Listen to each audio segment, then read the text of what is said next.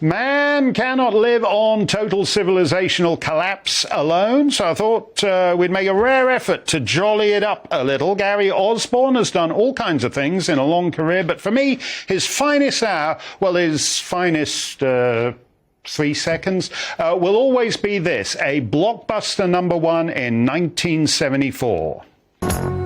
Oh, is it more, too much more than a pretty face? I don't think so. It's so strange the way he's talking. It's a disgrace. By the way. Did Gary Osborne sing the song? No, that's David Essex. Did Gary Osborne write the song? No, that's also David Essex. But Gary Osborne is the bloke going, I don't think so. And let's face it, that's the only bit of that record that's worth a damn. His 3 seconds is doing all the heavy lifting. It's single-handedly carrying the other 3 minutes 44. Gary. I've got 30 quid as well. Yeah, that was big money in the 74. Yeah, in 1974 you could live for a year and a half on 30 quid. That was fantastic. Mark, I really shouldn't be here. I'm usually at this time of night I'm doing something much more important, watching your show. Oh, really? Yeah, and it's such a serious, dramatic and important show that I really don't know why you've got someone here doing this inconsequential bit. But you want inconsequential? Yeah. I'm your man. Okay, tell us now. We see whether you can still do it. Can you still do the I don't think so? I tell you what.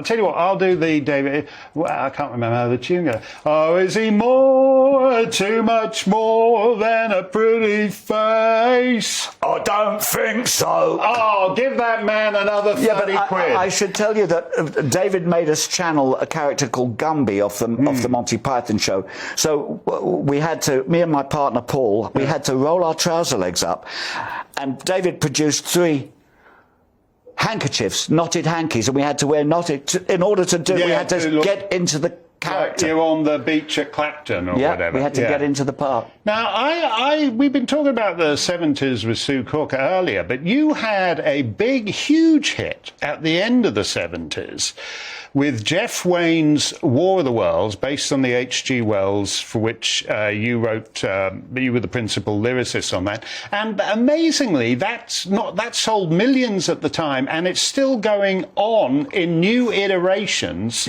every year in all these years later. It's thrilling. It's done, I think, 7 or 8, Jeff will correct me, but I think it's 8 arena tours.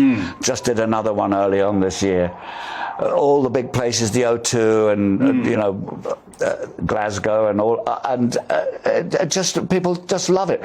But now it's an immersive experience. In somewhere in near Aldgate, Leadenhall Street, in case anyone wants to go. What do you mean by an immersive experience? Well, it's crazy. I just went to it once.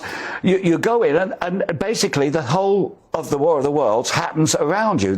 You go into a room and there's actors, live actors, doing dialogue from the thing, and then you put on the virtual reality thing, and you are actually in a boat while the Thunderchild, which was a battle between 3 Martian fighting machines and the turn of the century galleon, and you're right in the middle of the action. It's quite scary, but it's incredible. It's just incredible. When you're doing virtual reality, though, does anyone pay attention to the lyrics?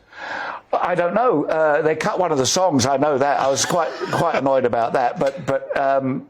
It's just it's such an extraordinary experience, and the live show, which there won't be another one for a while, if ever, was also extraordinary and wonderful. It was a musical at the Dominion for a few months. That wasn't so great. But it does well in all these things that weren't really invented in the 70s, like virtual reality or computer games. I need to ask you this just quickly, because before you started writing hits, you spent a lot of time in television writing jingles. Well, mostly with Jeff Wayne, with whom I did the War of the Worlds. And we are not in a golden age of telly jingles. Oh, have you listened? I would like the people at home to actually listen to the music on the jingles, because 50% of it is a ukulele, which is like a kid's toy, and the other 50% is somebody whistling.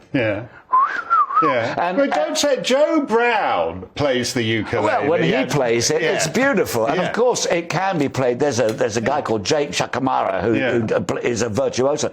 But basically, it's the easiest thing to play. That's why now kids play that instead of the recorder in school. And it's great. It's a lot of fun.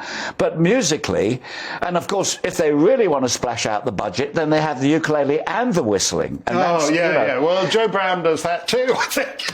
But when we, Joe Brown playing "I'll See You in My Dreams" at the George Harrison concert, that would bring a clear tear to a glass eye. Yeah, no, that is a beautiful thing. It isn't a good time. Let me just ask you this. Quickly, do you think actually music means, back in 1974, there were like 14-year-old girls who adored David Essex and they weeted. Does that still mean anything? It's difficult because I'm not a 14-year-old girl anymore, although I sometimes channel my own. You're transitioning into a 14 girl. I could be a bipenist. But you bipenist woman. That's your next move. Thank you, Gary.